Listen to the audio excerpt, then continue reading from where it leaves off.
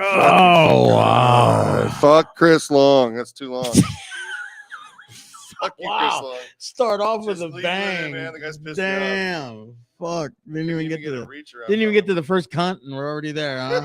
Retarded Chris Jeez. Oh man. Fuck already on a It's been a rough week. Oh man. Anyway. Yeah. You know what you should do? I'm Gizz Lazlo. I'm just Paul. Welcome to episode 6. Yeah, sure. And remember to like, comment, share, subscribe. Watch us every Monday at 7 o'clock here on YouTube at Do Podcast, DUPODXAST.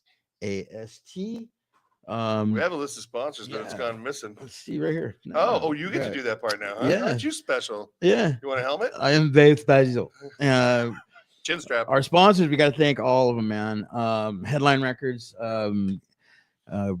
Get better, Jean-Luc. He's in the hospital right now. What did he do? He's got a tumor and got some surgery, but he's doing okay. We'll give him a shirt. He'll feel better.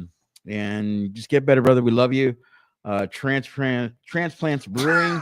Hey, they get me drunk. Yeah, they fucking do. I was there. Yeah, that was a good time. That was a good time. That was last weekend, You huh? don't remember that time? Yes, that was last weekend. Have we done a show since then? I don't remember. There, we had a good time though. MEOWZ in Pasadena. Just great place to go. Absolutely. And Riot Manufacturing in Las Vegas. Our website is live, but we're going to be working on it this week. You can buy merch. We'll get it to you. Yeah, we got t-shirts, we got hats, we got bags, pint glasses, coffee mugs, buttons, underwear. Can we do condoms? Used only. They're yellow. They have to be yellow, so they got to be. They got to be glow in the dark. Glow in the dark. Glow in the dark. Glow in the dark's a bad habit. How was your week? Oh, it was really shitty. Like freaking business has gone to fuck.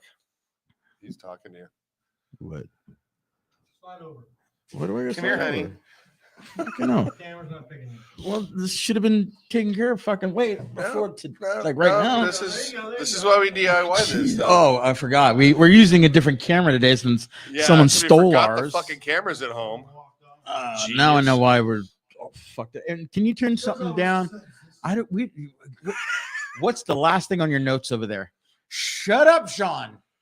Oh my God, this is pro not. And I hate hearing myself. I hate hearing yourself too. Oh my God. How was your week? It's going downhill. Yeah, fucking. And it's Monday. I'm sucking you down with me this time. Oh my God. I had a good weekend. Had food poisoning. So I was peeing out my butt all weekend. So should I try that then? And it was bad chicken. Bad chicken. Okay. Friday night. Is that what she's called? That's a band though, right? Bad Chicken? I don't know. I bet our guest knows. I bet he does. He knows everything. Oh yeah. And he's super attractive and well dressed. Is there a band called Bad Radioactive Chicken Heads? Not yet. I don't even know if this guys like us anymore.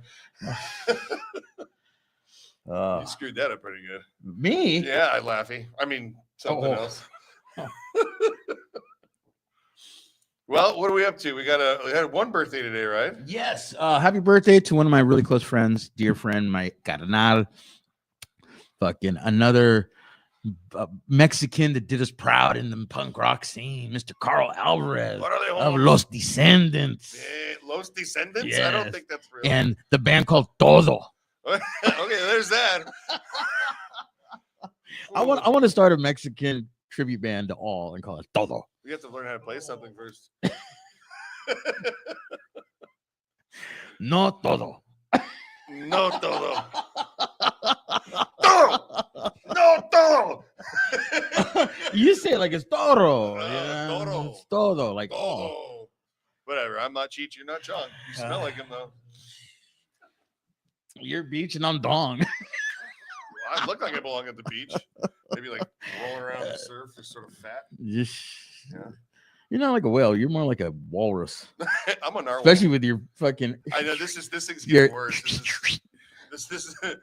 Oh, good. Just shake the camera a whole bunch. Yeah. This is fucking punk rock as fuck. Do we want to start a fight with a bartender? Oh my God. All right, Tusk. Fuck, 6 weeks in. If it continually gets worse, Amateur hour. then we're doing it right. It's amateur hour already. Speaking of amateur hour, what are we doing today?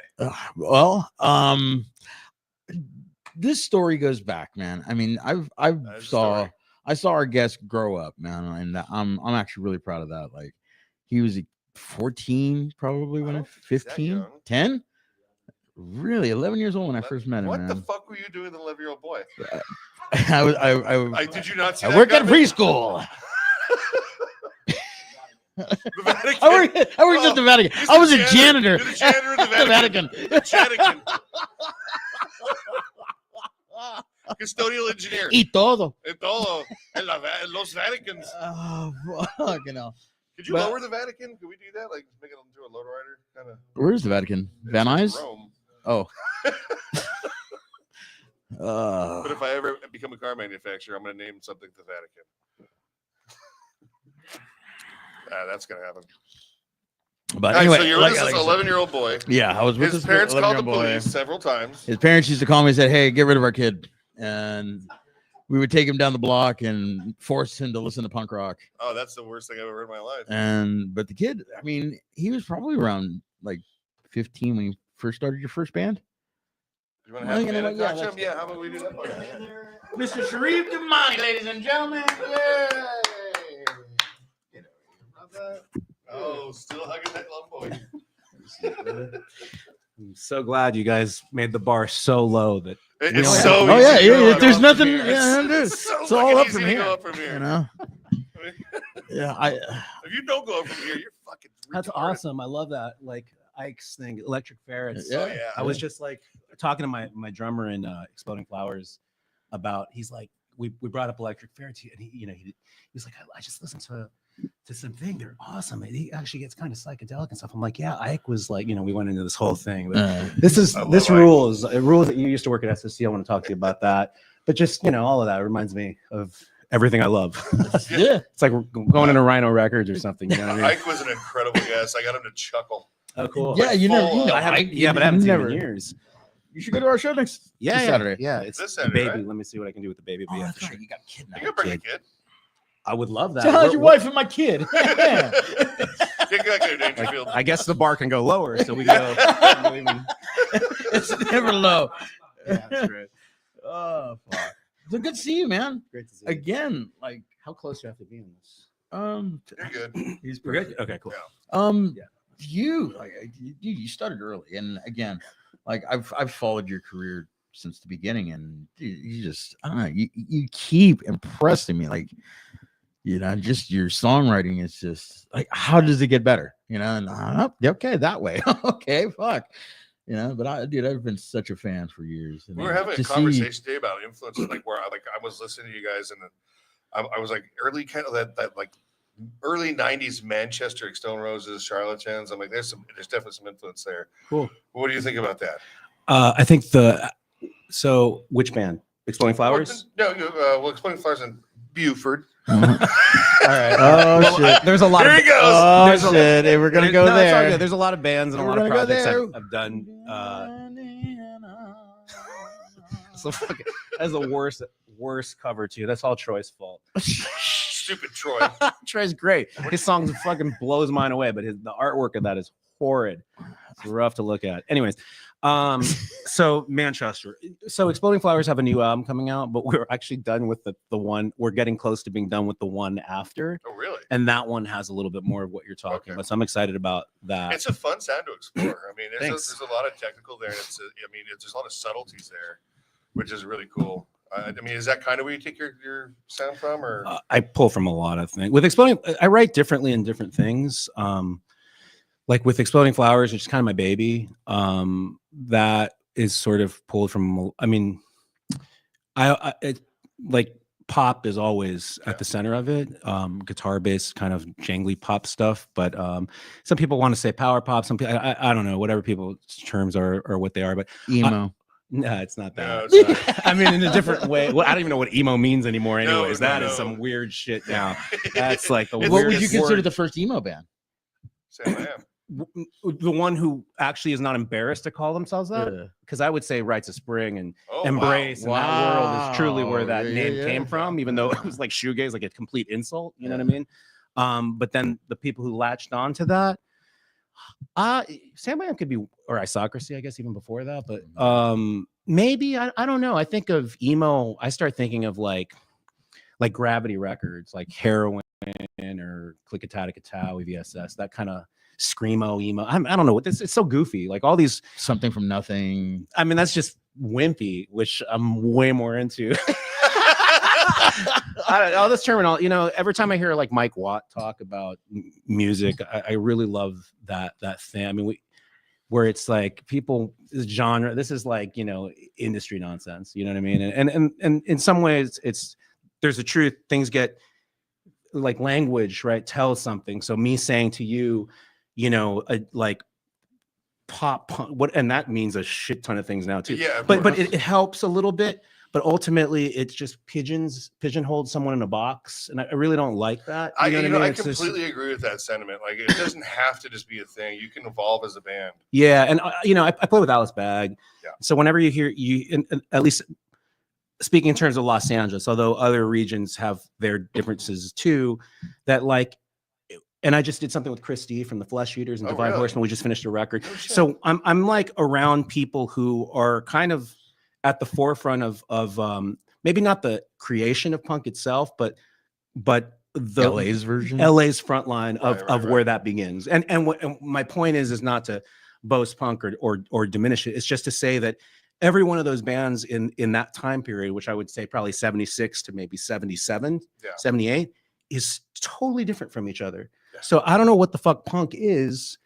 I mean, I look at SST, like let's use that. What a great example, right? You got Black Flag, The Stains, Husker, Minutemen, Dinosaur, Onks, you know what I mean? Saccharine Trust. Dude, Angst, it was one of my favorite bands. Me in the too. whole world. Daz Dom, all these bands, right? They're nothing like each other. Yeah.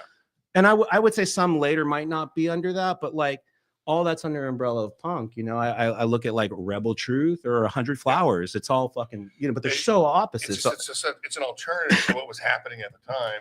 And it was back then a lot easier to not sound like somebody else. Yeah, I think now so. it's really difficult to not sound like somebody else. It's true. I mean, you know, there's like some people say there's only so many chords and blah, blah, blah. I think that your humans' experience is always going to put their experience into it. There's always going to be another generation who's never heard this other thing, you know? So that kind of like the old man world, I don't want to get into either, where it's like in my day, it was this or this is not to say you were doing that. I'm just saying.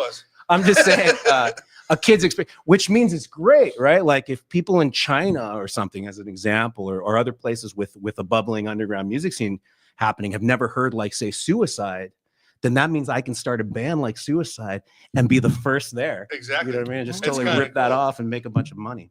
But Gizz and I've had this conversation, like, you know, is Green Day punk or is Blink-182 punk? And the bigger like thing that we kind of came up with is like, if Blink-182 leads you to Guttermouth, leads you to Bad Religion, leads you to Black Flag, then yeah, it's kind of, so it sort of falls under that umbrella, and it doesn't have to be really marketed as like, well, that's not good punk. This is good punk.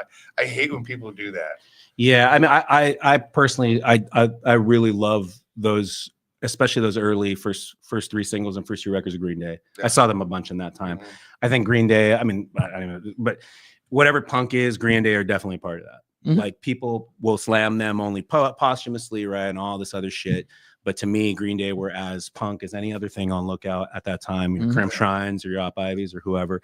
And they rocked. I mean, they're like a direct lineage to the Buzzcocks to me. You know what I mean? Absolutely, Or Husker yeah. Du, right? Buzzcocks, Mhm. Husker Du, Yep. Green Day, whatever. The Nils. The Nils, The Nils- absolutely. I The think Nils, the Nils are great. the stop Canada's got start. Pointed Sticks. There's yeah. just so much Canadian shit I love too. It's just Oh, yeah. really incredible stuff. So this whole thing, like that whole like what's punk? I don't even enter that. I mean, Exploding Flowers are not punk.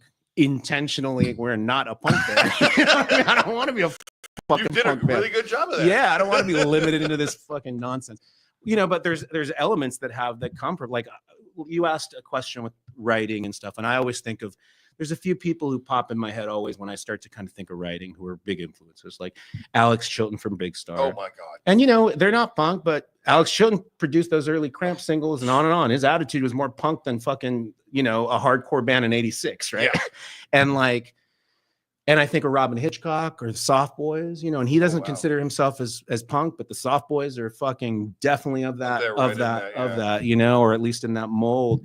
And I think of these kinds of the Go-Betweens. They were Australian, another thing that was kind of the post-punk world, but really beautiful pop song. I think of these kinds of people, writers, whenever I start to kind of like make my stew of songwriting for Exploding Flowers. For my solo stuff, no, you know, it's open. Actually, to be honest, SST as a whole is one of the biggest influences on that. And I got I got my friend Kevin and the Cows, and that song's fucking crazy.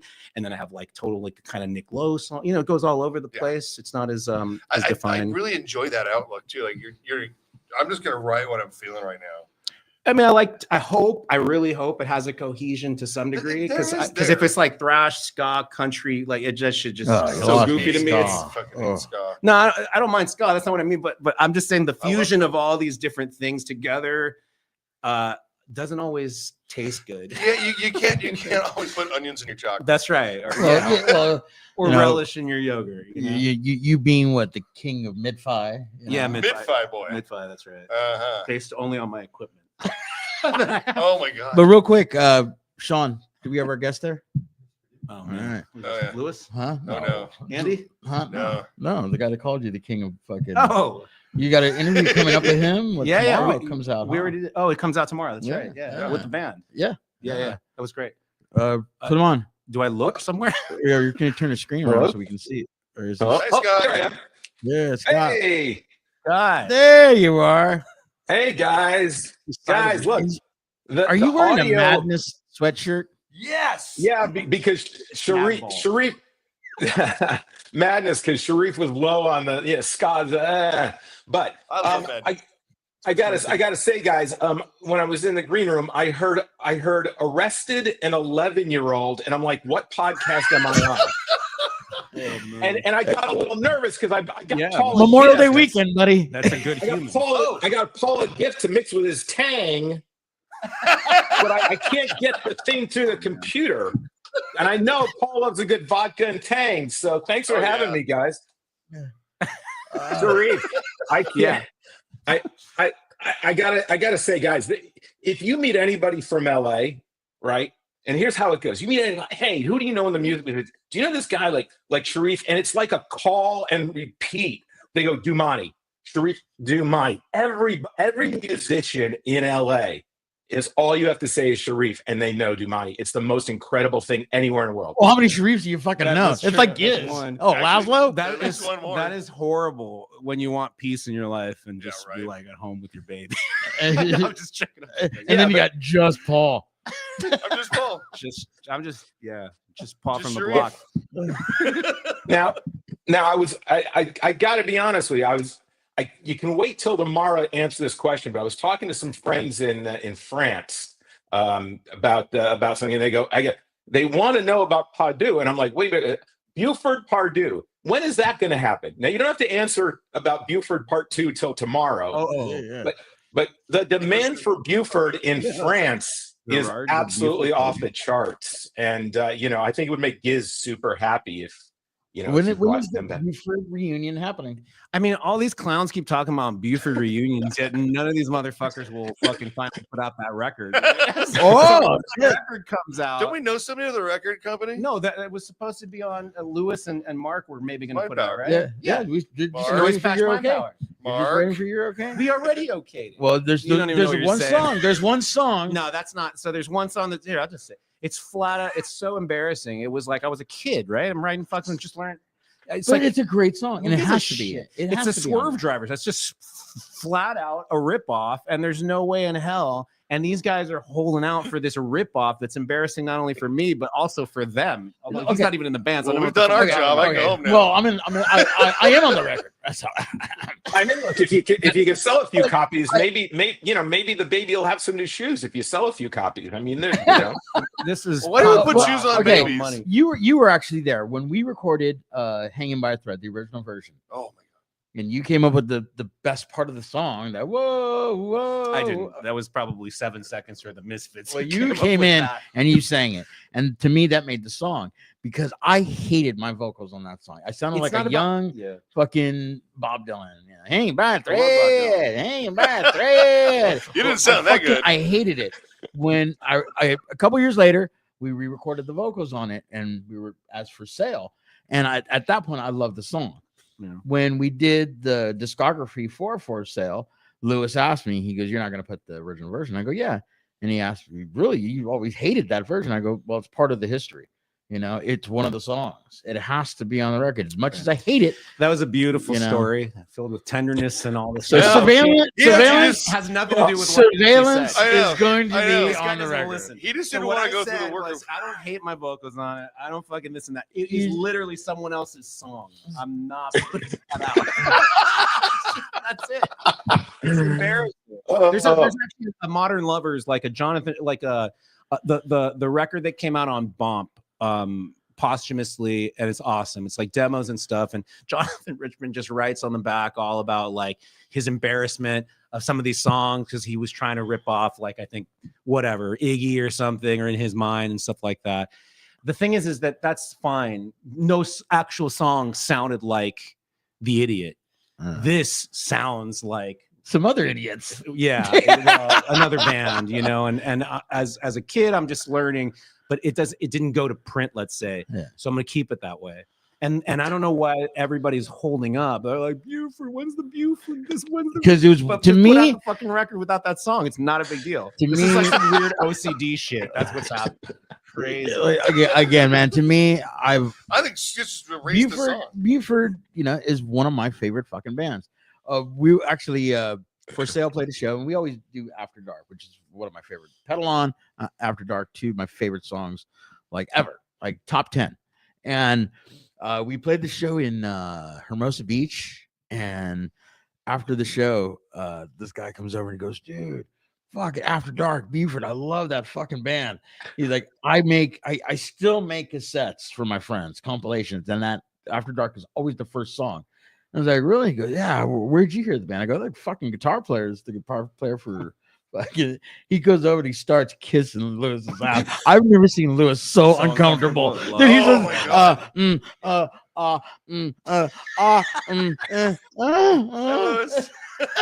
Meanwhile, I mean, that's so tight. if he wasn't making copies for all his friends, think of all the royalties he gotten off that thing. If you'd have sold all those copies instead of him just bootlegging them for his friends. You could have There you two go. babies. I mean, technically, Lewis got all the royalties. He put it out on Noise Patch, and he probably lost all the money, or It's or not gained on it. one of Either these, way, right? it's in his pocket or without. Pedal On. I think No, it's not on this one. Now they're trying to read. This is getting really good. Look, I've done so much music since then, and yet Yeah. here we are talking I about. know we fucking have a very, very long list of bands that you recorded with. just this one song that he wants to talk to me about. Yeah. And why I'm then we called you reducing here. my entire life's work to That's this why we one called you song here. when I was like 2 years old. Uh-huh. Well, That's true. That is why. You all right. called Well, me. Gizz is thinking about that. I'm just going to pitch the fact that everybody tomorrow on my podcast, The Hang, Sharif and the entire. Hey, you want to be a guest again, Gizz? Hey, I'll just keep sending guests. Usually we wait a year. So Sharif is going to be on, but with all of the Exploding Flowers. And I got to tell you, let me tell you something. One of the things that I think is the most beautiful thing about their music is the fact that they got that vibraphone on the music on their songs. Thank Look, think about this. Think about this. There is a huge opportunity when this album is released, okay? Because the vibraphone needs to make a comeback. I mean, you had it in The Girl from Ipanema.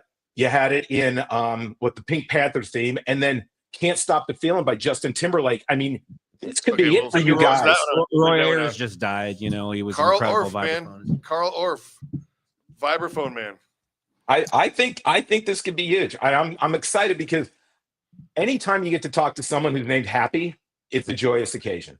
That's true. So we got Sharif, Happy, the whole band tomorrow on Almost Famous Magazine. I'll probably, because I'm here in another state and it's like 4 a.m. here because we keep turning the clocks back to like 1923 in this state. So Hey, wait, start of the show. Make America German again. Oh God.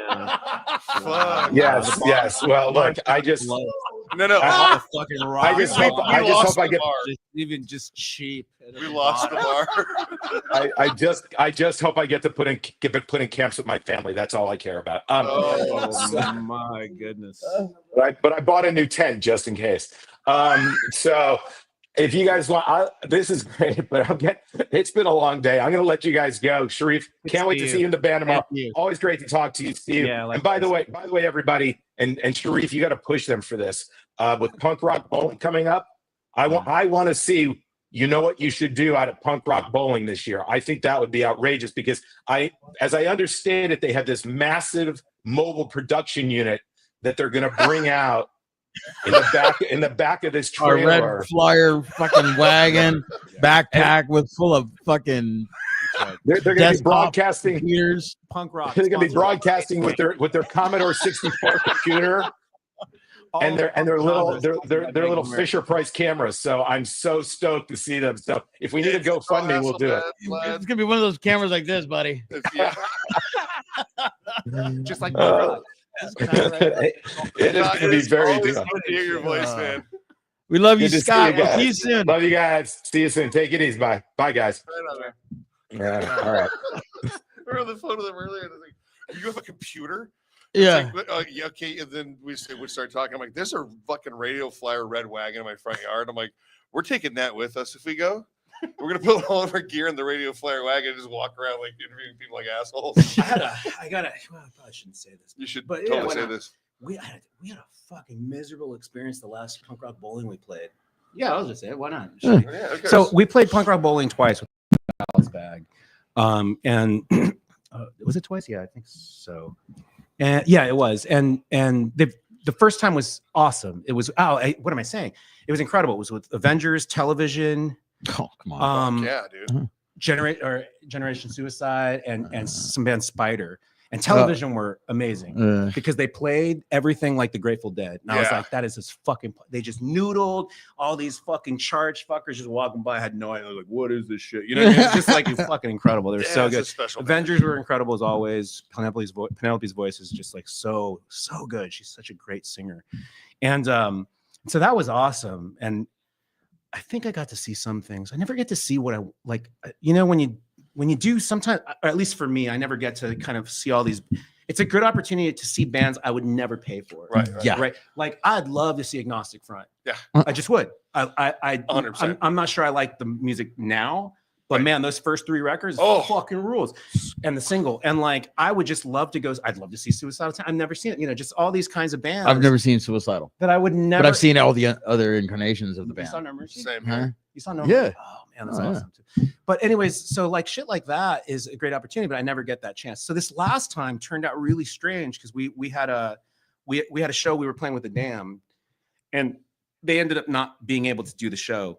And we played with them a few times before, and they're such an incredible band. And that's rarefied air for me. Yeah, R.I.P. Yeah. recently, but Brian James, and so but we like Alice and her husband, and then Candace, it was burning hot, and like there was so much like chaos happening with punk rock bowling last year. Like I think it was not just that, but like getting a wristband, all this shit was just like, and then the way that everyone was treated. Actually, some people who were press kind of shot that out and they kind of apologized and stuff like that. I know it doesn't, I'm not making it sound that big of a deal. And it ultimately in the larger scheme of life of where we're headed in this country is a fucking big deal. Yeah. This is a bunch of bullshit. Nosedive you know what I on mean? fire, Just baby. fucking nonsense. But anyways, my point is that, sorry, no politics, right? Thanks for bringing our show We already down. threw it out the window with the fucking Vatican and Young Boys. You know what I mean? Oh, well, that Like, was so- all Gizz's like early life. Anyway, that was my early life. I know. Hey, every man needs a hobby. This is awful. So this is your hobby? This is awful. I'm reduced to just a thing. I'm a piece of Just a piece young of boy meat. But enough of that. What about Buford? Buford. Oh, God. All right, I'm going to start this next one out. Yeah. Giz is going to start a new band called Fleshlight. So all right. Buford. So Buford was a band I had. Should we really talk about Buford? Where do you want to go here? how we met, maybe. Yeah, let's go there. Yeah, how'd you guys meet? So 10, 11. I grew up in Sunland, and then Steve Sempronio and Natalie. I don't know if they're watching, but Natalie, I hi. hope so. And Steve. So Nat and Steve are a brother and sister. They live literally down the block. Five houses up. Yeah, from my parents. And so Steve, you guys are about 7 years older than me, maybe 8. I don't really know. But Well, I'm 53, and you're what? 5 years older than me, I think, right? I don't know. It doesn't. I'm not math. mathing. Anyways, I'm mustache. So I would go over down the street, and then Steve would be like freestyling on a bike or skating because it was like He was always talented. Yeah, he's really talented bass player too. But like this is classic mid '80s skate culture. Right? Yeah. I'm born and raised in Los Angeles. I Yeah. love this. Absolutely. And that means everything. JFA to Pusshead to fucking skate, all that stuff. And so Steve was like kind of the older kid down the street. It was like, oh, this dude's cool, and then he would sell me his records probably for weed. He would sell them for like $3. But because of that, it was like, oh, here I nabbed like I think it was an English Dogs record. I nabbed Voivod Killing Technology. Oh, Just wow. these really great records that he just didn't. Never sold you a Megadeth record though. I huh? love Megadeth. Oh god. First 3 or 4. But anyways, doesn't matter. So all these punk records, and he was kind of, he was pretty metally. And so I was kind of getting these punk records from him, and that was kind of the takeoff, right? And then my parents were really cool. I would Tower Records, right? Import yeah. section. I think one of my first records that I ever got with not my money, but my parents was Fresh Fruit for Rotten Vegetables. Oh yeah. And I just kind of remember listening to it and being like, this is so weird. I just trying to wrap my head around it, right? It's just fucking so bizarre. That's all I can kind of remember as a kid. And I mean, because it is. It's like, Well, also you're getting roofied by Gizz a lot. There were no roofies back then. They're called flories. Oh, Wow. Quaaludes. Fucking, I subspecies sold low the on bar for weed. yeah. And so anyways, that's kind of like my introduction to kind of the weird world of weird whatever. And I was hooked ever since. And so this guy was Steve's friend. And I don't remember exactly how we met, but I remember going to his place. He lived pretty close to my parents, and You'd watch us rehearse. I would watch you guys rehearse, and then I would come over, play records and stuff. I think Youth Brigade, Sound and Fury, and I do. Unity. I was just gonna say that. I was just thinking. So Unity, Blood Days. Oh, that man. record. Dude, I So I fucking wanted to love talk that about album. this, and we'll go into that later because I've been on this kick of like later era. Everyone hates this, and it actually is really good. Like Field Day Dag Nasty. I Okay. love that record. Oh hell yeah. There's Dag even a Nasty, song. dude. There's even a song that has the tone of fucking Jamie's Got a Gun. Oh yeah. It's just like, what are they doing? It's great. And then later 7 Seconds gets slammed, but that Soul Force Revolution record is not that different from a Doughboys harmony. Mhm. There's even a song I that can sounds like see that. Fugazi. It's a great record. I And it don't- got so spit on because everybody said, oh, they said for ourselves. It's like Right. U2 or Praise or this and that. All right, Like, here we go. Here we go. Right now. Ready? Right to Spring, Fugazi, or Fuel. Oh, I like all three so much. That's really Right to Spring. I can't really decide. Huh? Oh, do you guys Fuel. remember? Because they All all have day. a thread too. Uh. Do you guys remember Embrace? Yeah, Yeah. Fucking so good. yeah. I'm not in that thing. I'm just breaking the. Yeah, breaking. Oh, Just you, break I it can- up, I break can it make up. a bands too.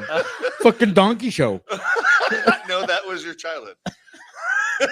But Unity Blood Days, great record. Yeah.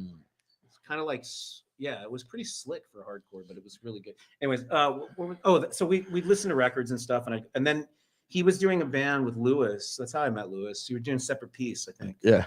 And then they got Andy, who was the singer in No Comment, and then later Man is a Bastard, and a bunch of other bands. And that's where I met Andy. And actually, I went to, I guess Lewis, I can't remember the club, but Lewis kind of was like, that's one of that show was when, that's his take, right? That show, 90 or 91, was the first Power Violence. official show. Power Violence show, only in the Really? sense that all the bands that would later become the wave that Right. Chris Dodge Chris put out Dodge. Yeah. played. It was like what? Infest, Slap-a-Ham Records, It was all yeah. the Slap-a-Ham Yeah. record shit. And No Comment. played. Capitalist Capitalist Casualties. Casualties, all these bands, right? Played and finally into one thing. And so they snuck me in saying I was someone's little brother. I think mine. I think I was 12 or something Yeah. like that. And so anyways, I met kind of Andy through that because he was trying to sing, and Andy's voice with what you guys are doing is fucking crazy. It Yeah. was rad. So then they tried to get me to sing, and I think then they formed For Sale, and that's where I ended up doing backing. Well, for- Dead Lazlo's place. or then- Dead that's right. then That's For right. Sale. That's right. There's a journey in there. So anyways, just kind of through that, and then I guess with Buford, there was a kid who lived by the neighborhood, Richard Piedra, another skater kid, really good drummer. And we had a band for years called Something from Nothing. It really didn't go anywhere. We were a 2-piece for a long time in his bedroom. Mhm. And then we got this kid to play bass, and we played some shows. And I just remember at the time I was maybe 15 or something. I was really into the Descendants, really like that's where the melodic journey really starts. Mhm. And I was really into that, but I also was really into straight edge stuff too. Like not hard. It was just before that. I really loved Gorilla Biscuits and Reason to Believe, a lot of Nemesis record stuff. In fact, I remember going to Nemesis. You can't say Nemesis without the Offspring. Yeah, early Offspring. The first album. I think Come I saw on. them. Ignition was fantastic. All right, but it's okay. Same thing. I actually listened. I tried listening to the first single and that first record. I was surprised that it was like. What was the first single they released on that? I forget what song. It was kind of wannabe TSOL-ish. Yeah, very much. And I so. love TSOL. Yeah. Remember when I was playing Superficial Love with Ron Emery outside in a van at Coconut Tea? Yeah. I was like a kid. Yeah. I think I Wow. snuck into that show too or something like that. And he was skating around and I was just like, and he's probably like, you stupid fucking kid. But anyways, so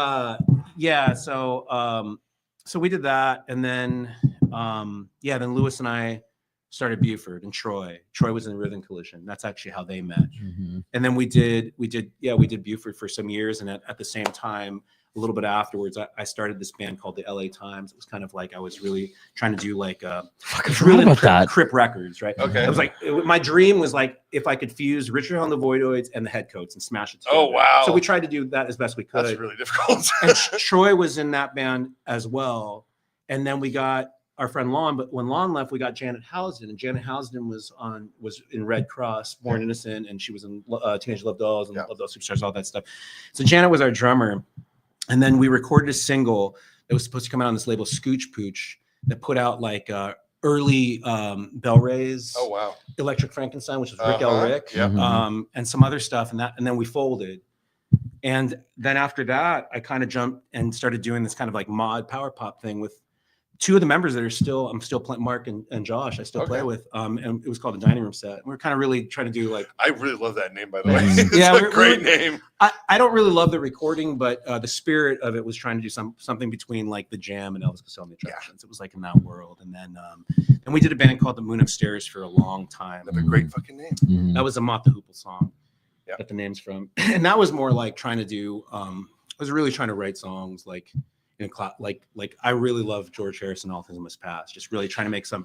We have strings on it. Try to really go epic and try to push that. And so we did that record, and then we toured around with Silver Apples, who was this dude Simeon, who had his band in the late '60s and stuff like that. And he actually ended up doing a song on a second record that still to this day hasn't been released. Oh, wow. But we ended up Xander, Circle Jerks, Xander and this guy Tom Carolyn, who was had A&R for Atlantic at the time.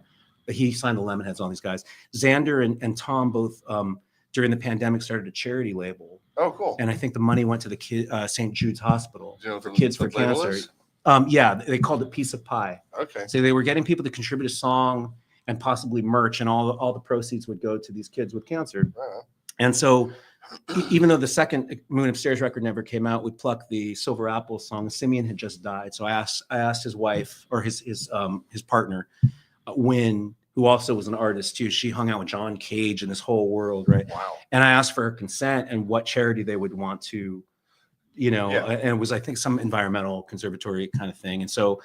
Gave that song to Tom and Xander, and then they did what they did with that and stuff like that. And so the Moon Upstairs was, a good decade of that, of playing that. And then I just kind of got sick of that. And then we started Exploding Flowers, and that's just been. What year was that? Exploding Flowers was 2011. Really? Yeah. So like yesterday. Yeah, that's right. That's right. And that band, we're slow moving. There's There's nothing wrong with that. Well, it's in that time I've done shit tons of things, right? I had a band called Sex Stains with Allison from Bradmobile and Patchy, he's blown up in his own dub stuff called Patchy Man, and Dave was in a band called War Paint, first drummer and shit. And then I joined doing stuff with Alice Bag this whole time. We've done 3 records and a single together. I did a thing with Jesse from Operation Ivy under Classics of Love in 2020. It's on Asian Man Records. We did an EP called The World of Burning Hate. I just did this thing with Chris D from the Flesh Eaters and Divine Horsemen. They'll come out in the Red hopefully next year or sometime, and then a bunch of shit sprinkled in all that. You know what I mean? So it's like I kind of like I always have my baby, but I'm always also doing all this other Yeah, shit. your credit list is fucking insane. Like, Mhm. I mean, how many bands do you think you've actually been in? That was my next question. That are mine, not that's different. Probably playing on a bunch of I don't know, just Discogs. There'll be some Yeah, I weird know. shit. Kim Fowley at Burger Records talking about a canceled, like Right. just weird shit that I've been a part of. And then how did you fall into Alice Bag? And Um, that's legendary shit, dude. Yeah. So Alice was when we were doing Sex Stains, we had two singers, Allison Wolf and Mecca Vaziandrews. And so we were playing around a lot. And then Allison would do these panels, right? Still talking about kind of Riot Girl or just actually just feminist panels. Some of them had to do with it was all had a thread of that. And so they were on a panel together. And I remember talking to Allison, just like, see if Alice will do a song, like a bag song. Right. And so she was down, and we did it for Echo Park Rising Festival. I forget what year. And so she did it, and then she did it again, and then she didn't want to do it, which I don't play. It was awesome. It was like, I'm not a one-trick pony. I don't need to keep doing this shit. And then she was going to start to do her record and was doing like a GoFundMe or something because she was going to do it herself. And then she asked if I wanted to play on it because she loved us. She loved our band. She liked my playing. I said, yeah, absolutely. And then I pushed her into being like, don't fork it over the money. See if Don Giovanni, which was the label that we put Sex Stains on, put out Downtown Boys and Screaming Females, a bunch of bands and stuff like that. This guy Joe in Jersey, I think, and stuff. Really cool dude. Great, cool label. Like all kinds of bands, progressive, all this other stuff. And so he's really cool. And so she did that, and we put out, I think, 2 records on Don Giovanni and a single, and then we did a flexi called Flexies. we did a flexi. Wow. What is it? No Nazis or no gifts for Nazis or something. It was a Christmas song. It's a Christmas song. Fuck you, Nazis. It's pretty And Chris funny. Long. It's like kind of like a cute radical song, but anyways, Get Better Records, which is a very like they've been doing a lot of stuff. I think it's Get Better Records, but they're like a BIPOC queer label and trans, like, so we did something aligned with that. The Candace kind of facilitated.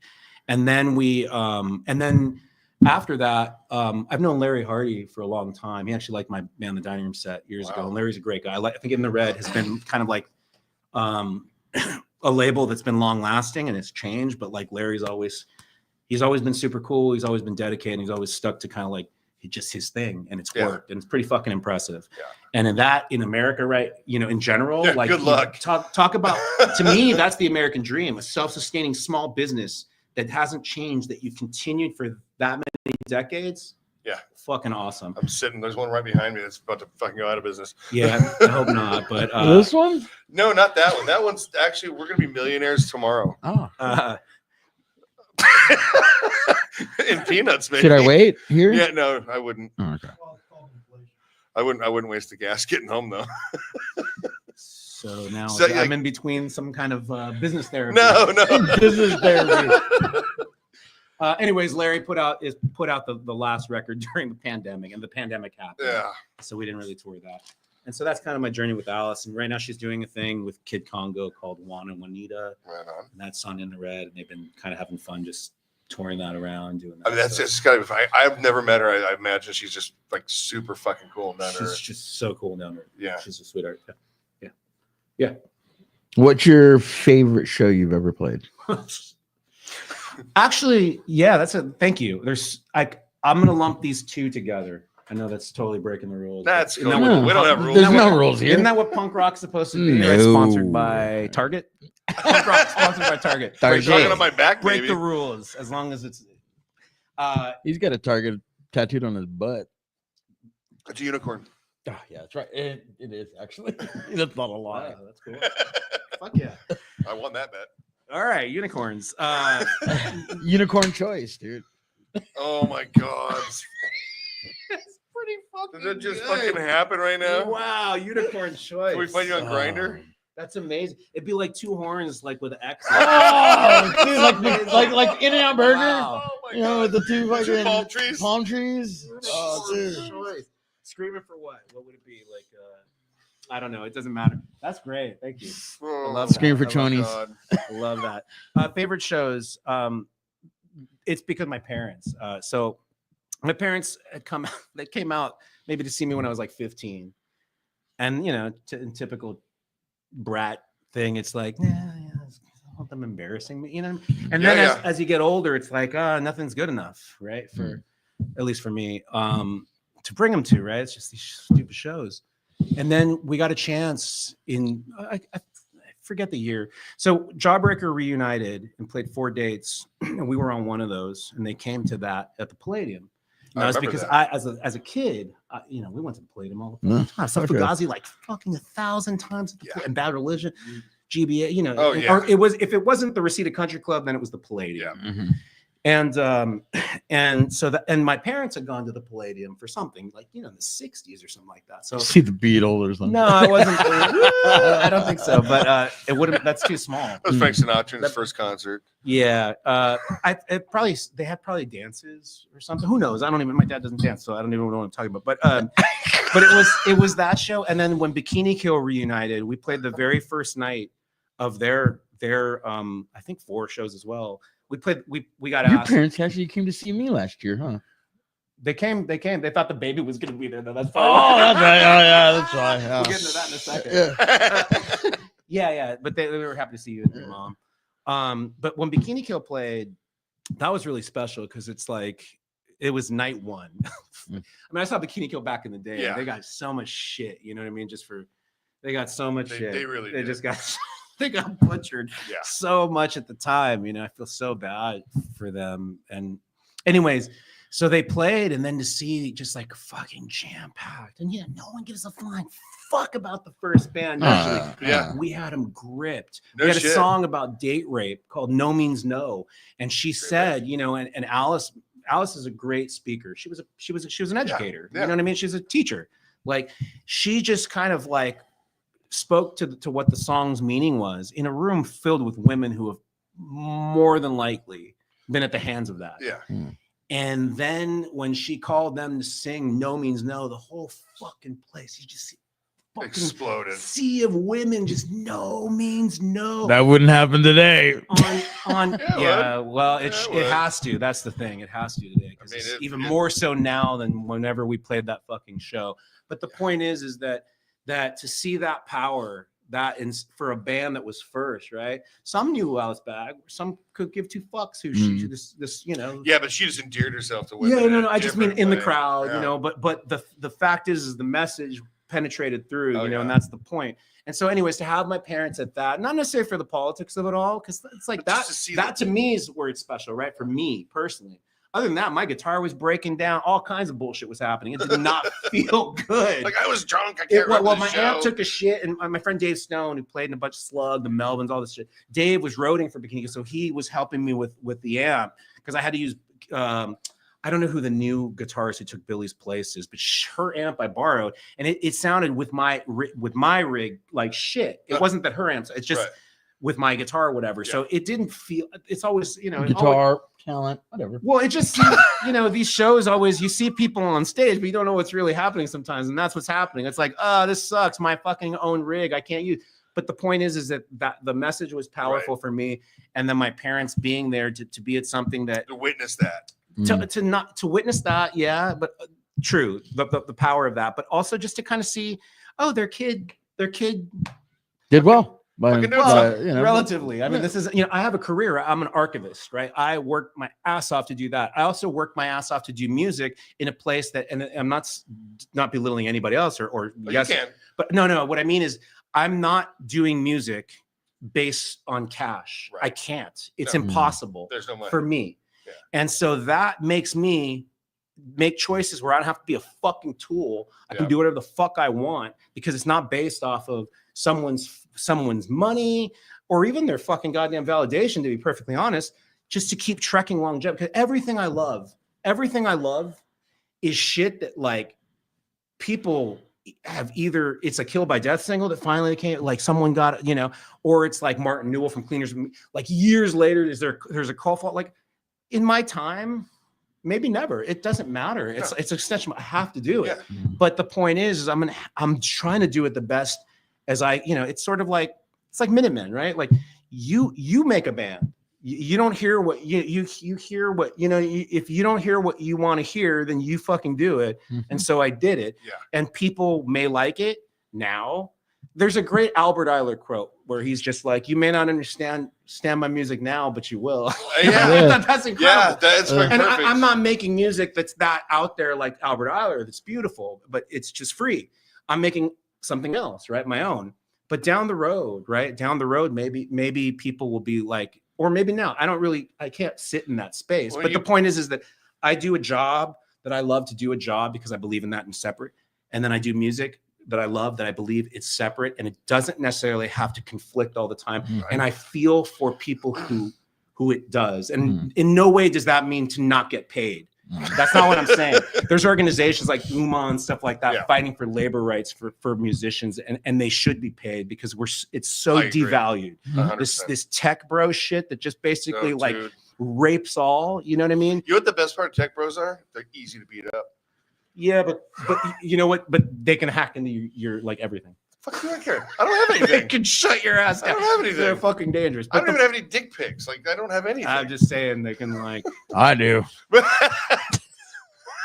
Once again, we are real fucking low. So basically, I love what you're saying is you've chosen a career that you love that supports a thing that you also love that you're free to do, and you don't have to necessarily answer to anybody over it because Yeah, pretty much. and that's a really difficult place to navigate. Yeah, I mean, definitely. It's funny you mentioned that because like when 2 years ago when Lewis and I started doing Foreclosure and we played our first show, a lot of people that showed up to that show were just like, whoa, dude, like that's not that Lazlo's place. And well, it's not supposed to be. Well, it's not even for sale. It's like it's a lot softer. I didn't think you could get softer than for sale. It's like this is music that I want to do. Yeah. These songs have fucking meaning. Yeah. I'm not doing these songs for you. I'm doing these songs for me. Luz is doing these songs for him. He writes the music, I write the lyrics, and then Walt fucking plants the drums. And we do this because we love to. Mark helps out a little bit. Yeah, he does the business side of it, and he loves it. He's in the band now. Fuck. Yeah, he pays us every week. I get my check. See, you say you can't make money? Yes, you can. Make money off You your own- hire. off your own people. How Like Yes, $14. True America. Yeah, You that's right. Americans. No, but I tell Mark at every show, as soon as we're done, we walk off stage. And you pay. No, I look at him and I swear to God, I go, thank you, dude. You made this dream come true for me. You released our record. You're the one that is on the phone getting these shows and tours. I talked to I get to finally be who I want to be. I get to be a singer and a songwriter. Yeah. And have fun. Still practicing. Every once in a while, when we played Transplants last week, we were just about to walk on stage, and he goes, "Hey, bro, remember, let's talk more rock." And the first thing I go, "Okay, yeah, right on." I go to the mic and I go, "So, motherfucker over here." Oh, man. Oh, no. That was a fun show. That was a fun show. Yeah, that whole soft, this and that. That's why It's like still I love punk. But This like- is a show about punk, right? So Yeah. I love punk. no. This rock. is a show about the musicians that we have. Yeah, that we've fallen in love with. It doesn't have to be punk. No, I get it. But the problem that sometimes happens with that word now, I mean, that word has traveled so far in ways that are so beautiful, right? Mhm. Where a kid who's got like pink hair in fucking Wyoming is not gonna get their fucking ass kicked, right? Yeah. That is a beautiful thing. Where a kid in Ghana can connect with a kid in fucking Milwaukee or some shit through the internet about some who knows what. In fact, I think punk is more radical in places like Thailand and these other places that are a little bit more oppressed, that are happening to have an explosion of youth culture happening right now of like hardcore, not this fucking like fashion-y thing, but all of it can live, right? Why can't it all be? It fits under that banner. But for me, going back to what you're saying, I don't want to sit in only that space of punk. Right. It's too fucking lit. That's like, man, I'm a musician first and foremost. I listen to all kinds of music. Mhm. I cannot sit in one space and eat the same fucking pasta over. It just does. It would only make sense if I'm getting paid, and that's what people, you know. That's that, the Rolling I get it. Stones. I get it. That's the Descendants, whoever. Mhm. Although actually, I argue they're a band that's all over the place. The Descendants are one of those bands. They're them and all are like where like you have pop songs, you have fucking structures that are like no means no. It's Mhm. all over. They're like fuck you. So that's a free space to me. They do. They're blasting their free, Yeah. free, you know, and I like that's a great representation to me of the spirit of whatever that name means. Right.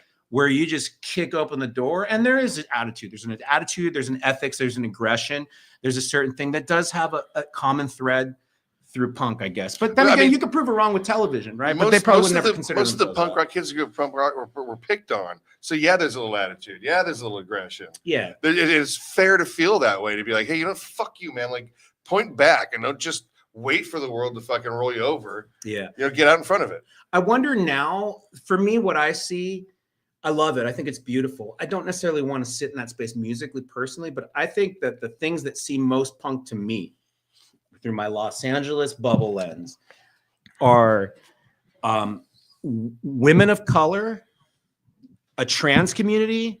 That is those right now, and all the bands bubbling from that are fucking so hardcore. And they're like, there's an explosion of like youth culture through that lens that feels urgent. That's punk rock And as feels fuck. really whatever that punk thing, and really hardcore is what I'm talking about now, I think, in some ways. That is where I see that. Some of the other stuff is just another shit. Yeah. And even some of this is do-da-do-da. That's why I can't sit in that space musically myself, only Sure. because it gets real boring. But some of the urgency and the rage or the thing Is what got us into it. in that sect of punk, Yes. right? But then again, I like pop, so who's Mhm. could do that? Has rage too. But like, I'm trying to think of something that gets considered like the Buzzcocks, man. Like that. Like Let's that get is into their the oi ultimate. band. People call them an oi band. I don't know if they were an I oi don't band. hear oi and Buzzcocks at all. I don't but- know if they were an oi band. I mean, they're not Cox Bar. They're not the business. Mhm. Although Coxbar have Also. a glammy edge. to Fuck them. yeah, we were They're just like talking about kinda Cheap glitter. Trick earlier. Yeah, it's all. And that early Cheap Trick stuff was kind of fucking punk rock. That's pretty power poppy punky, whatever. You know, these things. That's why this gets a little goofy when we. Yeah. I love it. That's- Don't get me wrong. I can juggle this shit all day long. Oh God, Woo! That's volleyball. But I did this. So. Nah, that was lacrosse. That was crossover. We can talk about that. Yeah. Oh man, yeah, DRI. That's actually what I grew up in. Mhm. That's truly It where is. my start It's a was. beautiful scene Did- in that did we're that allowed. from lot of shit 82. like that Yeah, was- yeah. Like 82. Like that's when a lot of the punk bands that started out in 77, by 82, they knew how to play. They also were out. They're like, I'm doing something else. Yeah, like, a lot of them. how many, like, dude, I can play guitar now. I can play a solo. That You narrative know? is also kind of a trip, though. I don't buy into Bad the- Religion. I mean, I think Bad Religion is the great.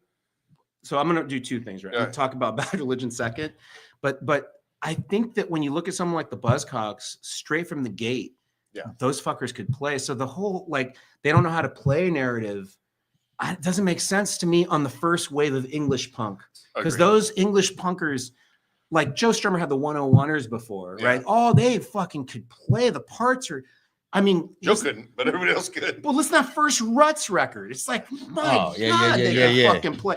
Tell me punks can't play. That's a bunch of nonsense. It's This is bullshit. maybe later, right? Maybe some of the hardcore and stuff like that. But look at like GBH and Discharge and Broken Bones. Those bands, like they started off as punk bands that became crossover bands for sure. because Or like just trying they- to win a little too Oh, far with the yeah, glammy. yeah. But it was like, oh, like especially like Jock.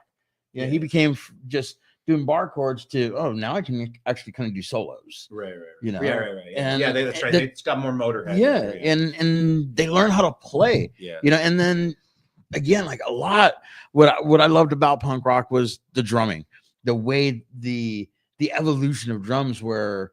You know, there were no drum fills, and then all of a sudden, Mm. you know, oh well, now I know what I'm doing. I'm Right, gonna do I a see, I see. fill. Yeah, you that's know, and a then, good point with the you know, in terms of drums and stuff like that. and like GBH when they got Kai. You know, that was the first time that you heard GBH with like not that Wilf was not a great drummer Right, because right. he's one of my fucking influences, but now they got a drummer. It's like Kiss with Peter Criss and then Eric Carr or You know, I don't like Kiss. Me either. Fucking Kiss bullshit. I would like to run Kiss's tour Let's bus. talk about and- Slade. Kiss. This shit's weak. I want Kiss to run their tour bus into Led Zeppelin's tour bus. Wow. Like, I like Led Zeppelin's mandolin I don't stuff like a your lot. Anyways, Led so what were, there's a Bad Religion part, but there was yeah. the musician narrative, right? Yeah. musicianship. No, that's cool. I like you, Oh, you as like a drummer even there- talking about the drummer even there, lens like of it. with Pete Feinstein playing. Oh, yeah, you know, yeah. and then they got Bobby and Shea. he fucking And yeah, dude, it was a whoa! You just changed the sound. Bad Town Boys with Tim playing and then me playing. You know, it was just like Although we I changed. do love their Dickies era. Oh yeah, oh, Yeah. fuck, dude. So But that's good. what got me into the I band. know. I love Yeah, those it's like, singles on that fuck. record, man. It's like the Dickies. Dude, I love like, the Dickies. Oh man, like, But Bad Religion, not even for the music, like, you know, because It was their evolution. well, I think they're a really great band in the sense that I like Into the Unknown a lot too, but like just that you know, they get slagged with the whole epithet thing, right? Yeah. Like just all this shit, right? That's got nothing to do with them. They're just a band playing Yeah. and doing their thing and making money and doing their thing but like I went back on them fairly recently, a bunch of records, stuff I thought was like later, which is like Stranger Than Fiction, Right. which is so early now and compare, you know, I'm like, that's Yeah. fucking That was late. 25, that's the 30 late years Bad ago. Religion. Into the Unknown. 94. Into the Unknown. I How love about Into that? the Unknown. I Yeah. love that record. Well, Do you But my- remember going yeah. to that thrift shop in our town? Oh, it was no And one there were gave a like shit. 12 of them. So that's like Pat Smear's record. I love Pat Ruth and I Smear love record. Pat. Hi, Pat. He's a Golden fucking friend. Golden Boys, one of the greatest songs. It was part of the Darby Crash Band stuff, but Yeah. Pat's version, and I really like. He's got Nina Hall, you know, all these people, Paul Rousler. I like that record, but that record took me a long time to buy because I got embarrassed every time I went there because there would always be something that sucks ass. Oh, really? People Oh, hated my that record. God. And then finally at Epicenter in Gilman, or not Maximum Rock and Roll's record store in San Yeah, Francisco. yeah. My 16th birthday, yeah, I went yeah, out there. yeah. I was like, Boop. and John Beaver. it's a great record, but at the time, you know, I could come out here. punkers don't give a shit about that. So, how big is your record collection? Huge, Yeah. Really? huge. I have yeah. a friend whose I still house keep actually buying. burned in the fires and had tens of thousands. That's. I mean, just I mean, I think at that point, I would keep walking a path of like Buddhism. At that point, no, I'm not even joking. It'd be like, this is stuff. I don't want to get to that place, but if it had to be that, what are you gonna do? you can't. I'm fucking free. Yeah. I mean, don't that's- want to be free. So But if I'm gonna have to be, I'll I be got free, matches. you know? You want to go home? So what I was going to say is, I think one of the beauties of punk rock really is that you can just simply do it differently and still be accepted. And that is where the Minutemen really shone. And I mean, even into Firehose, No Means No, those bands that just fucking, Yeah. You can't define them. You can't, there's no label to put on Yeah, that. I that's mean, right. you know, I agree. I think that's fucking right. Paul Westerberg said we all wanted to be Husker Du, but we all can't be Husker Du. Yeah, I think the replacements did a pretty damn good job. So the Bad Religion thing, what my point was is that lyrically, I think that Bad Religion are an incredible band because I think, you know, on Dumb Punker's side, they're just like, he's like, oh, too smart. But that guy has just always been humanitarian. He's always been a humanitarian. He's talked about fucking the environment, like honestly, like regardless of what people think about, like when you think of that dude lyrically, Greg Graffin, like, or actually he's not the only writer. I think Jay Bentley writes. They all writes write, too, yeah. right. Just really, really beautiful, poignant, like, and always still not forgetting the poetry of lyricism. But And it made some of us go to a dictionary and look up I agree. these words And I think that's a great and thing. expand I agree. our I vocabulary. think as a kid, if I can be really honest about the now I'm just talking about lyrics and stuff, like the people who really, I think that I can remember, this is going to change too, but just currently, the things that, even though they have nothing to do, actually that's not true. Musically, they don't have anything to do, but lyrically, I still continue to hang on to it. Was I think Greg Graffin had a big influence with a lot of humanitarianism. I think Jeff Ott from Crimshine and 15. That's a good one. It was just like such a like a humanitarian kind of approach as well, an equality kind of thing. Really like almost overboard. I think the second album has like, when I mean he, I don't mean, you know, over explain it. But the point is, it's a beautiful sentiment. I don't want to.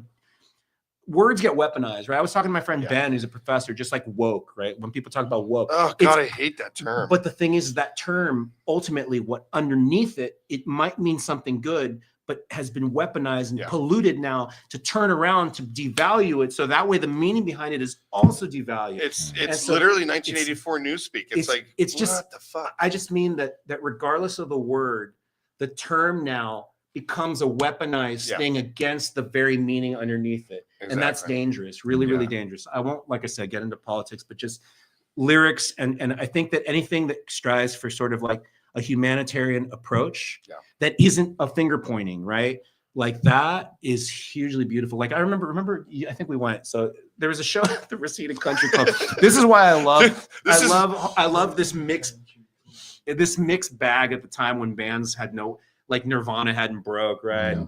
Kind of hardcore is now kind of turned just metal, and now the Sueys are like, you know, fucking like, you know, they're limping because they stabbed themselves. Sewer rats still there, and sort of the family and all the, you know, the lads are long gone, all the fucking gangs, right? Oh, God, I hadn't thought about but then the Reseda Country Club, remember, it was GBH, Beowulf, a version and a chorus of disapproval. Yeah. I love these shows, right? Because they're so fucked. Yeah. Just utter violence. Remember the Skinheads in Sunland? Whatever the STP.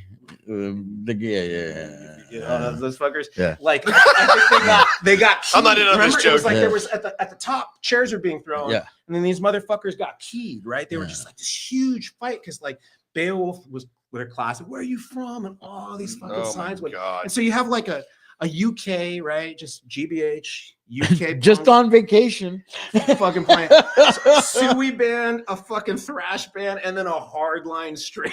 Yeah. It's just fucking that's amazing. Chorus of disapproval. I love them. Oh my They're God. so stupid. So my wife is like, she's always she's totally open. She likes all kinds of things. No, she's from Britain. No, she's not. She's Filipino. But point is, she's So I played her a Course of Disapproval a while ago because I really love that record. It's so stupid though. The lyrics.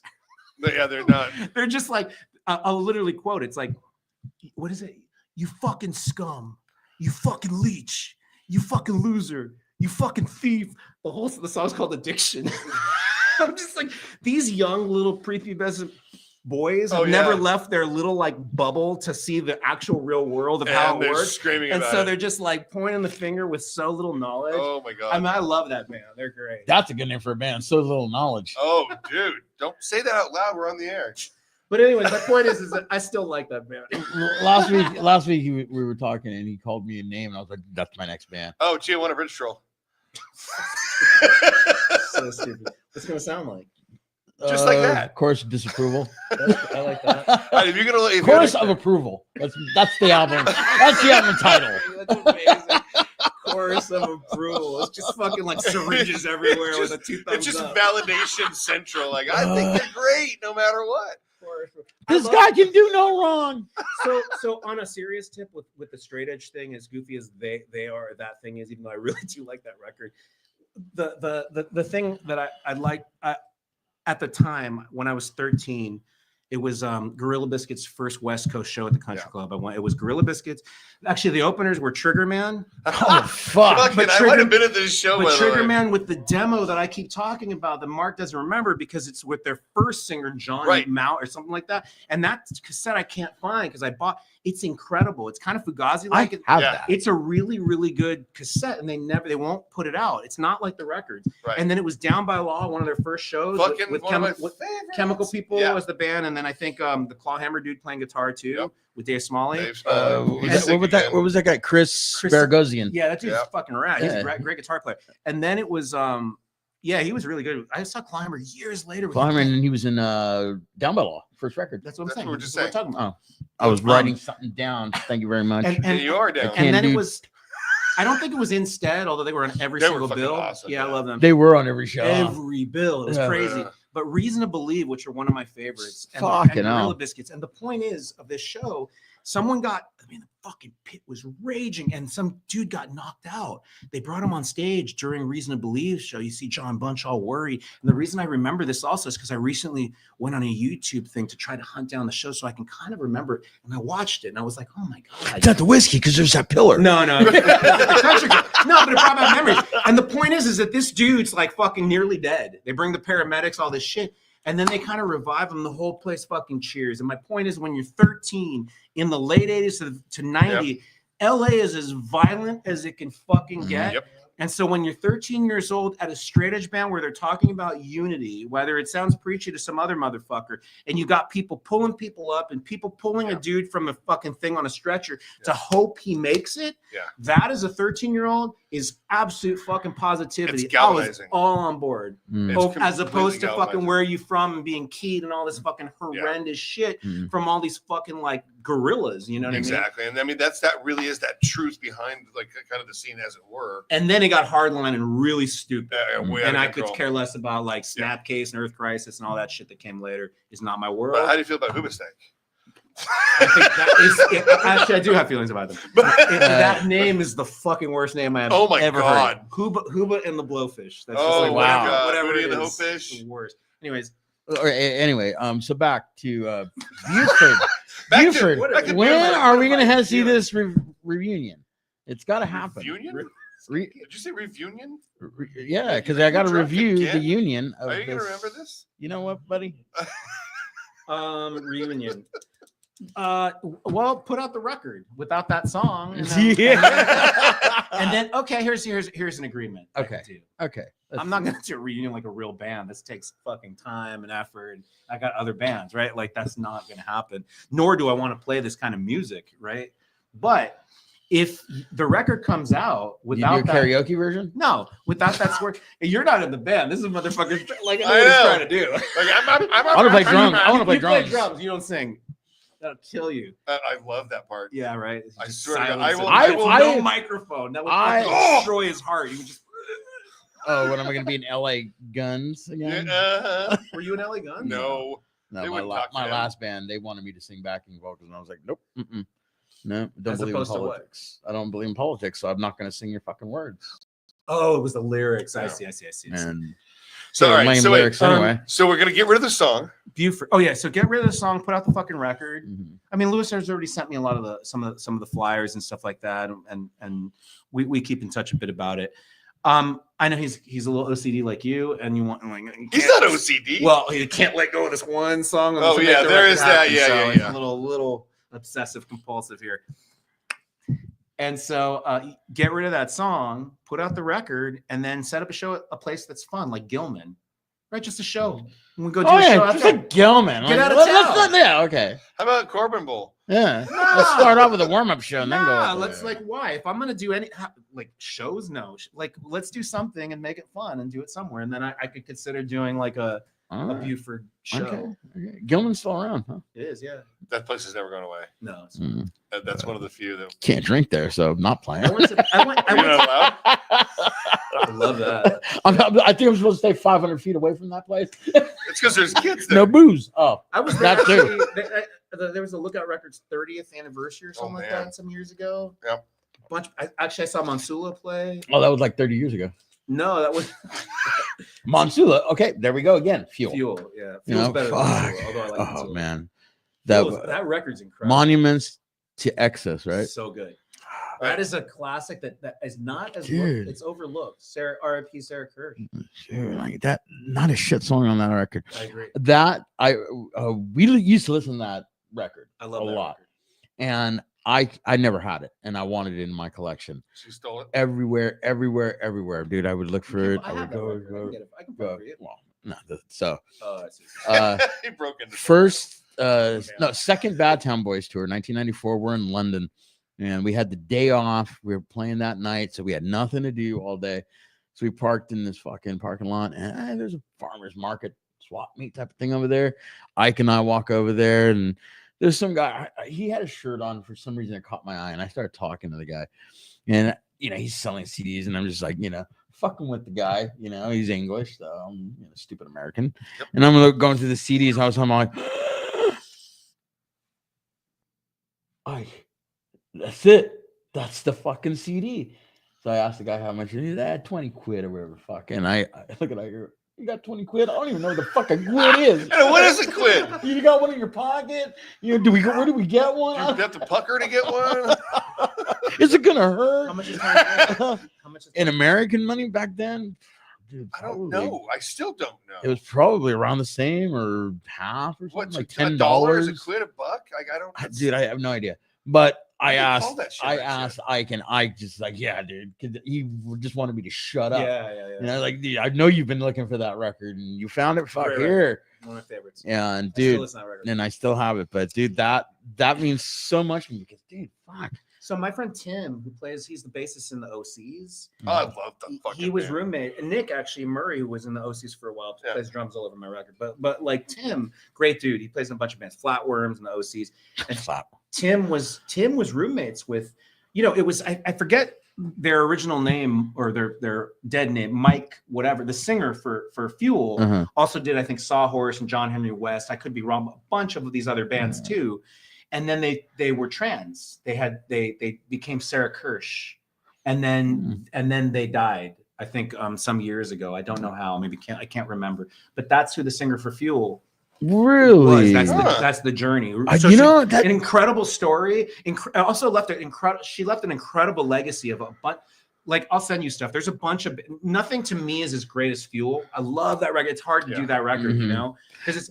But okay, now interesting story. Okay. I have the CD, the original CD from God, I can't remember what record label it's on. it's on Allied gotta give him in something. more. Allied. Yeah. And so is the single. And Allied. That's right. I have a burn CD that Mark Maxey gave me, and it has an EP on it. Yeah. There's a song on there They just split with that- Flight Camp. that it's the music from one song and the lyrics from, like, the vocals from another song, and they just kind of mixed it together. Weird. And you're listening to the music of one song, and you're like, oh yeah, and then you're about to sing, and you're like, wait.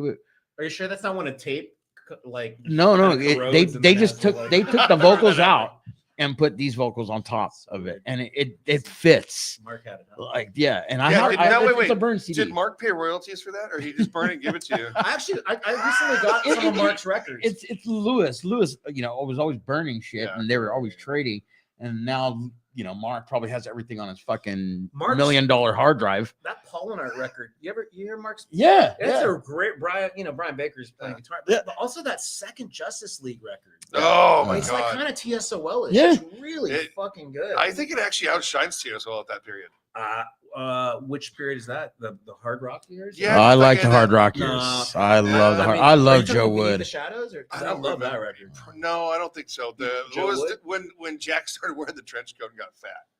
Oh, this. Oh, last year. Yeah, no, he's been that way for a while. You ever hear? I just got this single that was booted. Is it Dirt Plant? It was Joe Wood's punk band before joining TSOL from like 70. Yeah. It's one of the I think one of the adolescents. One of the brothers is I could be wrong. I don't know. It's so Rick. good. It's fucking rad. I'll Fuck, send it to you. I just want to hang out and listen to records with you now. Yeah, it's a great single. It's a great single. Joe Wood gets a lot of slack, obviously, because of that. But I like that Change Today record.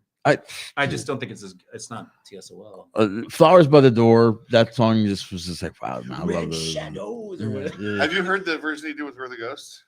The acoustic version Oh, dude. What? of Shadows Flowers by the Flowers by the Door. No. No. Oh, We'll listen let me play it for you right now. to- he can't play anything other than sticks and. Sticks and What is that? Have we been cut off already? No, we're still good. He's like, dude, you guys have been off the air for a half hour. So I got. We're 20 minutes over. I do have like Oh my one God. question. One question before we wrap up. If you're stuck on a desert island with a turntable and one record, what would it be? Oh, for Record? closure? That's Really? unfair. Right. It would Buford. it would Surveillance. After Dark with Gizz singing. Oh my god! I want to record the song. Of course I you want to do. re-record Of that course song, you dude. do. I mean, I'm the. So I'm, lame. Why? Because it's one of my favorite. Dude, dude, Write a song. Fuck my song. Who cares? Write your own song. it's so weird. Like, if I learn it and he sings it and we do it acoustic, would you be okay with that? I'd be okay if you fucking took a shit on it. I could care less. You guys do whatever you want. but like, dude, when it's like I just said, for like I me said, to do it, dude. that's a For, different so for sorry. me, like, So I can't answer your you know, question. you know how much No, we, not when he's in the room. we both love music as much as each other. You know, you That's really like, especially That again. this is why I wanted you on, is because you did the way you know the history of songs and bands and shit. That's, to me, that's a musician. Because yeah, I'm hyper impressed. Like I really am. I still want to know what the one record would be. That is almost impossible to think of one record. How bored would that be after a while? I would put The River. Can I have 5? No, just one. What would you put? What's yours? The River. The River. Springsteen, dude. Oh, interesting. I mean, that is endlessly Interesting. like when you really dig into that record. There's there's so much substance in there that people just gloss over. I liked what's this? The 49th Street or the what's the with like The E Street. no. It's, I'm what's that fucking postcards from Obscurity. Montreal? no whatever that Bruce Springsteen. It's a great record. I just don't know what the title is. It's got the. It's like Oh, is it a postcard front? That's the first record. yeah, I Welcome think to it's Asbury Park, New yeah, Jersey. exactly. Thank you. 1971. That's right. yeah. There you go. Well, there it is. That's where Blinded by the Light was a Bruce Springsteen song. Yeah, exactly. It was not Manfred Mann. Or that one. They can fuck Chris Long too. What was that one with the Spanish Rose? Oh, What a great song. oh, fuck. Spanish cornrows. No, That's he's a good really- name for a band. it's Spanish actually- cornrows. That's ridiculous. That's so stupid. Spanish cornrows. Wow. Oh shit! You just fucked me all up. I can't even think right now. Unicorn choice. I like todo. No, todo. Yeah. Rosalita, Todo. Spanish Rose. No, todo. The song is Rosalita, Spanish Rose. Rosalita, Up the Spanish- Latin that one. punks with the Spanish all. Dude. The Oh, Spanish. okay. Spanish Los all. Polos. Dude. Love. Okay. All right, so let's hype your merch. One Let's get record. it. Oh, yeah, One I went record. here with one Okay. record. What's yours? Mine? Go Boys Home Again. Really? My favorite record of all. Dude, Wow. that All influenced time. me to do everything I do now. No, It's a man. tough question. It It really is so hard because I'm like my brain is spanning all kinds of international genres. Oh, well, It's a really it's not gonna be Gojira, I'm pretty sure. or if can we like is it gonna be punk? No, No, it's just your Whatever. It's favorite. harder now. It's- You know what I mean? Like it's- now it becomes like Yeah, I mean, what's So- the just the choose sound- your own fucking record and get over it. it's definitely just sit over and over. Listen to my. That's kind of what I do Oh, when I mix. I'm like it's- already doing It's that. Fred Durst's solo album, right? He's got a solo. No, I album? don't know. Wow. Maybe Curtis Mayfield. That's but- a good but- one. But there's no place like America. Today Yeah, from That's a 75. Yeah, that wasn't released this year. fucking album, man. No, it's a welfare line actually with like Yeah, a white family in there. It's incredibly beautiful It and is incredibly really- political, and it's just or the Impressions. Actually, This Is My Country. oh man, Side by side, because it kind of there's such great string arrangements and Yeah. just like incredible, beautiful melodies, but also the lyrics kind of remind me of like they bring me back to kind of humanity. You know what I mean? Yeah. So that I want to keep. Have you heard the Baboon Show? They're No. from Stockholm, Sweden. We just Fiendslaisen. What kind of we- music? it's like Okay, dirty wait, rock. what was it I Okay, said? okay. I wrote it down. Wanda Jackson meets Turbo Negro. Wow. It's fucking good. Yeah. dude. So Wanda Jackson meets Turbo Negro. That Yeah. dude, he picked You know the Wanda voice. Jackson. Of course. Fucking love it. Tunnel of Love meets Turbo Negro. I mean, honestly, when I hear that, there's a song I forget what it's called. Because my friend Craig and I used to be in a band called with this dude Cody Chestnut, but sounds familiar. Craig is the drummer for the Bell Rays, Uh-huh. and the Bell Rays' second record, I forget what the song is, something 3 or something 3 of. Anyways, that's what that's out. They sound like Yeah, it's like, oh, that's cool. Hmm. Anyways, there's a new band for you. So as we're gonna wrap up because we have to do this stuff. Yeah, Where do we buy merch? Where can we buy records? How do we give you money? you can go to Exploding Flowers Bandcamp for our records, 3 of them, and a comp that we just did from that Jow Head from Television Personalities and Swell Maps did. We have a song on as well called All for Art. For my own record, well, you can go to for the new Exploding Flowers record, you can go to either Exploding Flowers Bandcamp, you can go to Meritorio Records, and if you're anywhere in Australia or New Zealand, you can go to Leather Jacket Records. Oh, cool. And then for my record under Sharif Dumani, you can go to Sharif SHARIF Dumani DUMANI at Bandcamp, or you can go to Broken Clover Records. And then Alice Bag stuff, you can go to In the Red Records. The stuff with Chris D and Larry Schemmel is also in there, Patty Schemmel's Yeah. brother. Death Valley Girls and all this other stuff. Larry, I forgot to mention him too. He did the thing with Chris and I and Larry and this other guy, Johnny. That will be on In the Red at some point. I think it's sold out for the thing that I did with Jesse for the Classics of Love, but you can go to Asian Man Records or Classics of Love Bandcamp. World of Burning Hate's the EP. I think that's still, you can get that digitally. Sex Stains would probably be on Don Giovanni or a Bandcamp. Buford, you gotta wait for these fuckers to get their shit together. Why do you keep lumping me with two guys? You're a busy man, by the way. Yep. They sent me the questions, by the way. I was forced to ask all these questions. Dana. Unicorn Choice has in a the question studio. for you. Unicorn Choice in the house. Dana Estefania. Yeah. Wow. Hi, Dana. She has a question. Really good to hear from you. When are you gonna sing with Buford again? I'm sensing that never is going to be the next answer. Here's a so little Buford. We have a song on the first single called Repetition. And I think it's spelled wrong too. If that adds more Oh, comparison. that's fucking badass. Did Sean type it out? 'Cause- Yeah. Blue. Baloo. Blue. What is it? It's How called do you, blue. you spell it like the color, or did you guys do EU? No, the U had a Oh, the umlaut. umlaut, like Blue. like a dude. Like a who's good? Like Uh, Mr. Do. You know. Uh-huh. Yeah. All right. You know what so you should do. Sure for you guys. Yeah. we're at that point. I I can do hope this that- I all hope fucking night. Hope by there the was some kind of value of anyone who was. Oh no, this is tuning in. fantastic, dude. This- I can this has literally been- do this all night, and like I think you're going to be our go-to historian from now on. Wow. Like We only live around we're the gonna corner. yeah. It's you, it's you. Yeah, now we're gonna have to like call you. You're I got the your weatherman. phone number, so Once yeah. you call, I'm like, actually, I just Like, moved. he's gonna be our fact checker Fact checker weatherman. since we can't, you know. So you're out the window. What's he doing? You want to be our producer? You know, we're looking for something mediocre. Oh, we're not stepping up that far that fast. Oh, you play bass? You're hired. This is what you guys do every week. This Yeah. is a video Yeah, week, man. it's therapy. It it's is fucking therapy. Like, I literally. It's like mostly going to never AA wanna where do you it. can drink. I alcoholics again. We belong to AU, Alcoholics Unanimous. my That's pretty good. You're welcome. This is the funniest interview you've ever done, huh? This is like where I start going, God grant me this serenity. I want to drink after this too. Wow.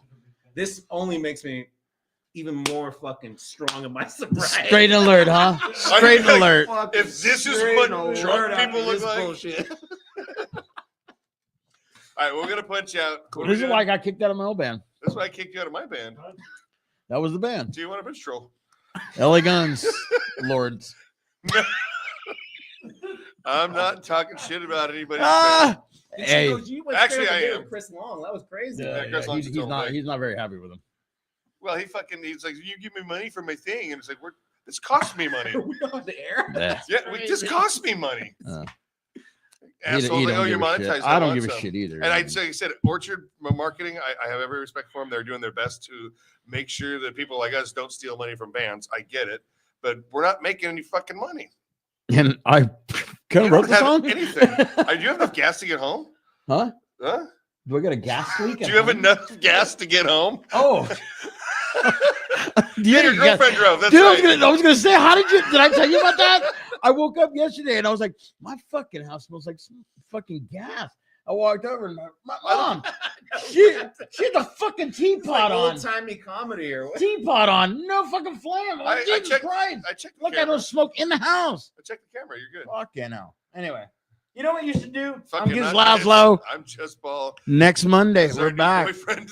Next Monday, and next Monday is St. St. Patrick's Patrick's Day. Day. We're gonna be What at does that mean? The offbeat. we're gonna be at the Offbeat. Doing what? This. Yeah. Drinking? Fucking Yeah. this. Oh, you're doing this show at the office? Yeah. Oh yeah. We're gonna Right, actually okay. interview Come by and- Todd, the owner at Champs in Burbank, before we go over to the offbeat and post up there. And Mhm. Are we you will have- interviewing people at the office? Yeah, Yeah. just random people, fucking man. whoever comes in, we're gonna Seriously? sell Yeah, merch. why are you here? We're gonna hang out. Yeah. Wow. Like, what's wrong with you that you watching this? Wow. So- Someone old school from the Avenue is going to be like, wow. Oh, I'll take And it. then there's gonna be some good times. I'm a cage fighter, baby. It's gonna be like my honeymoon all over again. Wait, which one? Mine or yours or the other one? Both. Yeah. So once again, every Monday, 7 o'clock, Like shoes, You just went respect. I Fat don't know what drunk. I can't read anything behind your back. Oh, like, comment, and share. Subscribe. White shoes, respect. That's right, my That's man. my next record label. White shoes respect. Oh, Gangster rap album. We should be hanging from a wire. All right, somebody turn this thing off before I fucking have my stroke that I paid for last year. I can't even spell respect. No, you Alright, can't. guys. All right, that's done. Kill it. All right, Kill cheers. it. Fuck off. Fuck off, cunts.